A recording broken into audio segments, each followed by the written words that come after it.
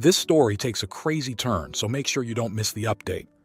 I, female 17, and my mother, female 43, moved to another state when I was 14. My mother had a nasty divorce which caused both my mother and I to need a change of scenery for both of our mental states. For background information, my mother and I both have been diagnosed with very bad depression. I was diagnosed with very bad anxiety. We moved states away from my family and friends without much notice, and she thought it was what was best for us. From the second we moved down, she had gone on many dates with many guys. I had no issue with this, but I did set some boundaries with her about this. For example, she was not allowed to bring guys around our house with me home, or she was to at least let me know so I could leave for the set amount of time they would be there. One of the guys she dated ended up stealing her car one night when she stayed at a hotel with him. Not the ex I am talking about, but thought it was an important detail. After a while, she started talking to this guy on Facebook. We'll call him Dan. Dan is a 36 male who had a heavy drinking and hardcore drug problem. Well, Dan convinced my mom to go see him 3 towns over. We did not have a car, but we were renting a U-Haul truck for the week. We were moving into a new apartment.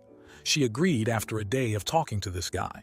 I had no problem, but I just asked if she'd be home before I went to bed. We were in a new place and still in a new town. I didn't feel safe in a new place at night without someone with me. She agreed and left. I texted her a few times and she didn't respond. After 3 hours of panicking and waiting for a text, I got a text from her saying she was going to bring Dan with her home to stay a night or two. I was very mad and more upset that she wouldn't listen to how I was not comfortable with some guy coming and staying at our new apartment. Well, he came back with her anyways, and I ended up staying in my room and not leaving unless I had to. I found out quickly that Dan had a heavy drinking problem. Dan stayed at our apartment for weeks. I ended up learning to get comfortable with him and we talked a lot. He was cool, well, when he was sober. When he drinks, he used to drink straight vodka, and a lot of it too. When he would drink, he would get crazy. He would lay on the floor, crawl around, scream, and yell random things. At first, I thought it was funny. Mom and Dan fought a lot. Me and my friend used to say they just butt heads because they had a lot in common. Once they started fighting a lot, me and Mom started fighting a lot too. She would yell at me for anything and everything. Example, one night me and Dan went out to dinner and I was talking about school when he cut me off, but I kept talking and she yelled at me because I was being disrespectful towards him. That's always how it was. He did no wrong, but I was always in the wrong. For about 8 months this went on. They would fight. Some nights it even got physical. He would leave for about 3 days or so, and he would be right back. As you can imagine, this really drained me mentally. Dan overdosed in our neighbor's apartment because he was convinced my mom was sleeping with someone else when she had to go to work, and my mom had to narc in him. We ended up moving into the next town over and got a new apartment. Well, this pattern continued for a few more months. It got more and more physical each time. He used to say the nastiest stuff to me. He commented a lot on my weight and anything I was into. But my mom would still let him come back each time. He even went to rehab 3 times while they were together and even jail for a little bit. Mom bailed him out. Nothing stopped him. Well, finally my mom kicked him out for good. It was Christmas Eve and we went to my grandmother's house for dinner.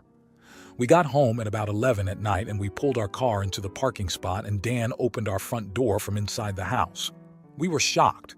He didn't have a key to the place and all of the doors were locked. My mom's work friend, who was staying at our apartment with us at the time, called the cops. Now, this wasn't the first time the cops had been called, so they had sent 6 cop cars. Our house was considered a domestic violence residence. He went through all of our trash bags and had dumped them everywhere. He yelled at my mom and told her he had found a condom. He always thought my mom was sleeping around with anyone, and I mean anyone. It wasn't a condom. He had found the bag the hospital had gave me the week before, in case I got sick in the car on the way home. They arrested him and he was in jail for a while. We found out he kicked in our front door and broke part of the frame of it. My mom continued to talk to him in jail and even sent him so much money while he was there. I could go into more details about everything this piece of poop has done to me and my mother, but it would be the longest post ever. Well, after everything, he got out of jail and my mom let him move back in with us again. Everything was good at first. He got a job and he had to do drug tests, so we knew he wasn't on anything, but again he went back on it. My mom kicked him out again, but every night he would basically pound on our door and windows and shout until we let him out. But this time we didn't. We tried calling the cops, but they didn't do anything to help us. Well, then the worst night came. He was kicking at our door, trying to break it in.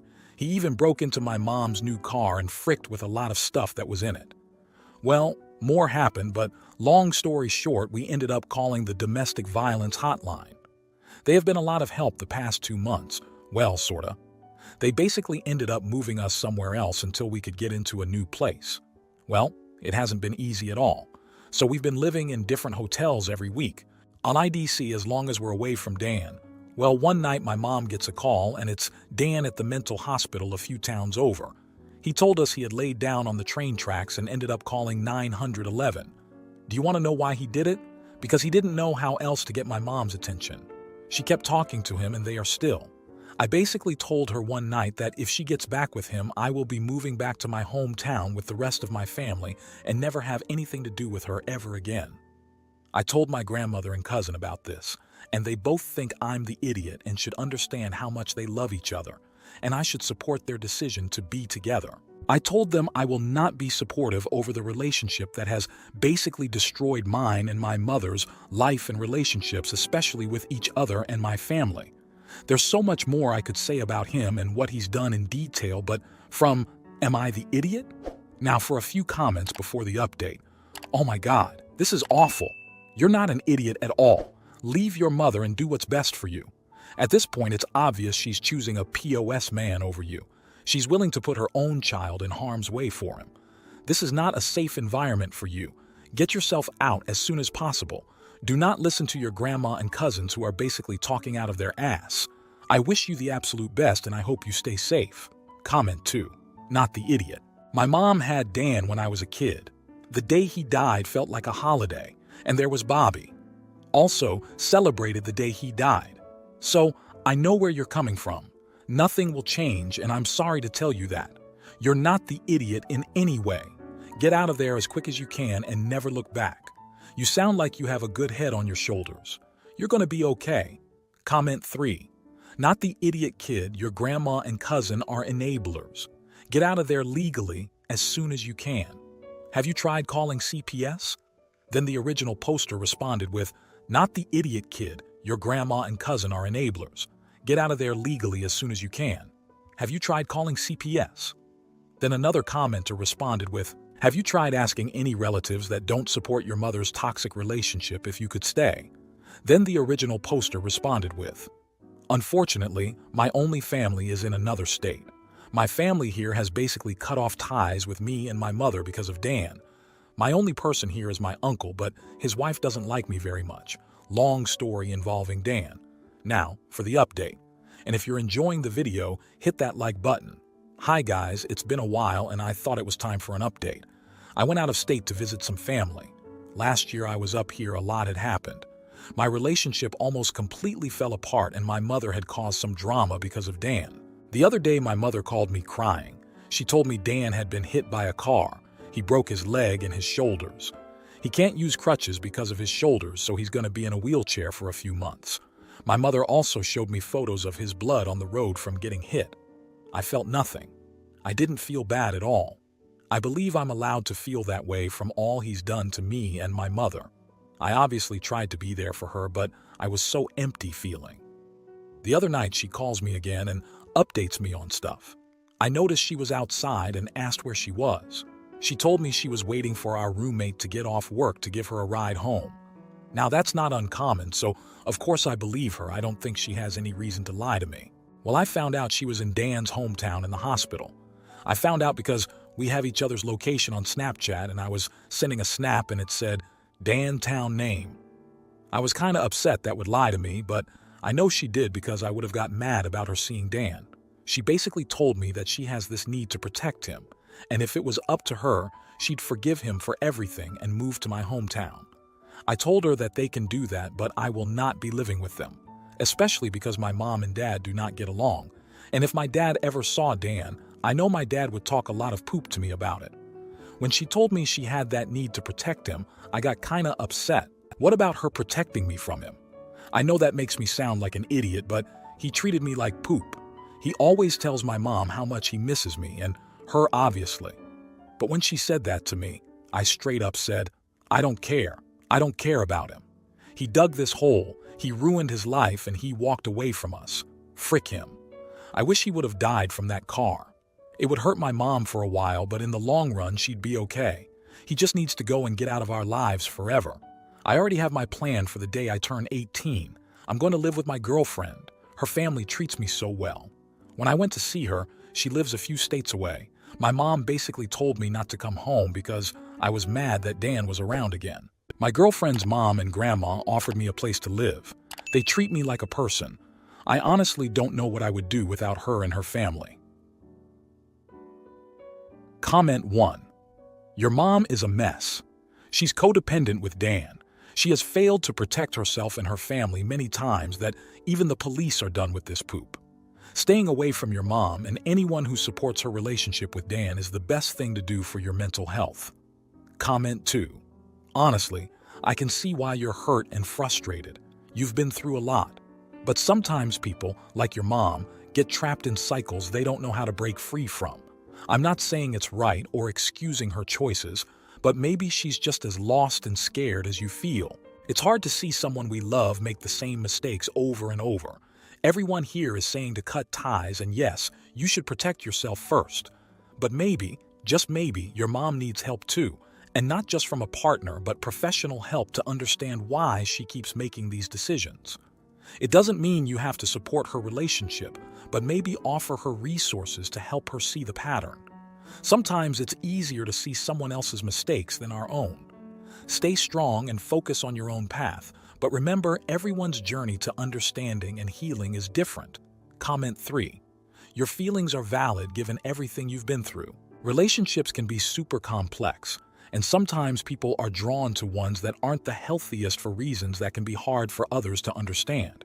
It's clear that your mom has her own issues she's dealing with, but that doesn't excuse the environment she's put you in. You've got to prioritize your own well-being. It sounds like you have a solid plan for when you turn 18, and I hope things get better for you.